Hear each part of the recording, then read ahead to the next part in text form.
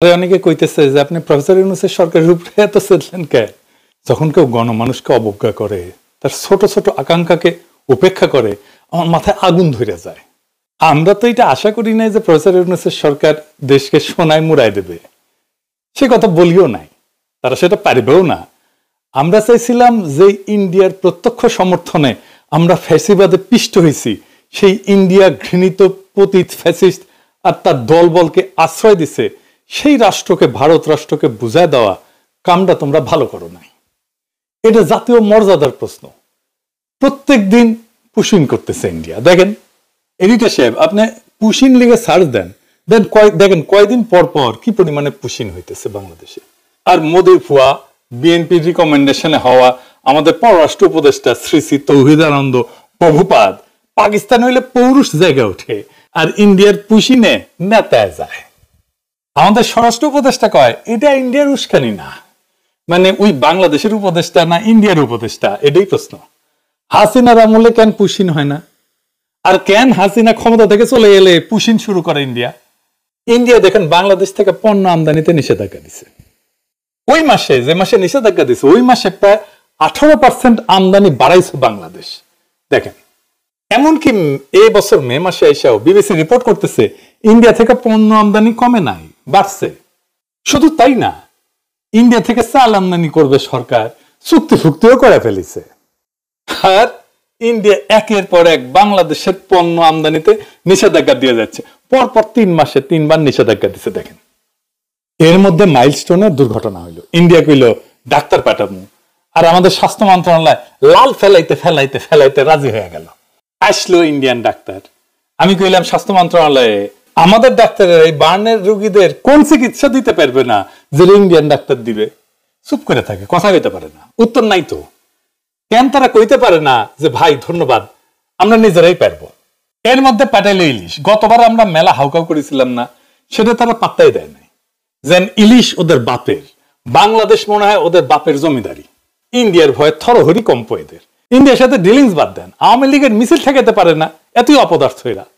ইন্ডিয়ার সাথে সম্পর্ক উন্নয়ন করবে। ইন্ডিয়ার সাথে আমাদের সমস্যাটা কি সেটা জিগান উপদেষ্টাদের কইতে পারে কিনা, কোন ন্যারেটিভ আছে কিনা?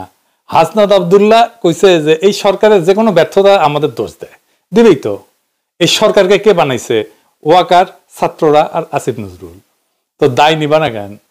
পুরা জুলাইকে তো তোমরা মিডিল ক্লাসের ন্যারেটিভ বানাই ফেলছো, যেন মিডিল ক্লাস আর ঢাকা ইউনিভার্সিটির ছাত্ররা জুলাই করেছে। যেহেতু মিডিল ক্লাস এটা একা করে নাই, বেশিরভাগ করছে দরিদ্র প্রান্তিক মানুষেরা, তারা তাই জুলাই দুর্বল হয়েছে, তারা সরে গেছে, তোমরাও দুর্বল হয়েছে। ওই রাজপথের শক্তিটা দূরে সরে গেছে। যাই হোক, এই ইন্ডিয়া প্রসঙ্গে একটা গল্প মাথায় আসলো যে কেন প্রফেসর ইউনূসের সরকারের এত ইন্ডিয়া প্রেম, এত বাম্বু খেয়েও ঠিক হয় না। এক মহিলা তার হাজবেন্ডকে ডিভোর্স দিছে। তো ডিভোর্স দেওয়ার 2 বছর পরে মহিলার পেটে বাচ্চা এসেছে। তো মহিলারে সবাই জিগায়, তোমার না ডিভোর্স হয়েছে? তো মহিলা কয়, হ্যাঁ হয়েছে, তবে ওই মাঝে মাঝে মাপ চাইতে আসে। তো ইন্ডিয়া মাঝে মাঝে প্রফেসর ইউনূসের সরকারের কাছে মাপ চাইতে আসে। যাই হোক, আজকের বিষয় ছিল নারী আসনে সরাসরি ভোটের বিষয় নিয়ে আলাপ করা। আসেন এটা দেখি, তাইলে দেখবেন আমাদের পলিটিক্যাল পার্টি, প্রফেসর ইউনূসের সংস্কার কমিশন আর এই ঐক্যমত কমিশন কেমন ভালসুন আর মূর্খসুদা। বাংলাদেশের সংসদে এতদিন 50টা নারী কোটার আসন ছিল। তো সংবিধান সংশোধনী কমিশন সেটার বাড়ায় নারী কোটার আসন 100তে বাড়ানোর সুপারিশ করেছে। এর উপরে এনসিপি আবার দাবি করেছে 100টা নারী কোটা আসনে নির্বাচন সরাসরি ভোটে হওয়া উচিত, মানে মরার উপরে খাড়ার ঘা। আসেন আসলে নারী কোটার আসনে সরাসরি ভোট এটা একটু বুঝে দেখি। প্রথমত আসি নারীদের জন্য আলাদা কোটা নিয়ে। এটা একটা গোত্র বা গোষ্ঠীর আলাদা রিপ্রেজেন্টেশন কখন দরকার হয়? পৃথিবীর ইতিহাসে কি এমন নজির আছে সে আলাদা রিপ্রেজেন্টেশন দিয়া সেই গোত্র করে কি? খায় না মাথায় দেয়? তারা তাদের কোন পলিটিক্যাল এজেন্ডা বাস্তবায়ন করে? এইসব কি এনসিপি ওরা জানে বা সংবিধান কমিশনের ওরা বুঝে? 2টা গোত্রের আলাদা রিপ্রেজেন্টেশনের সবচেয়ে বড় উদাহরণ আমাদের উপমহাদেশে আছে।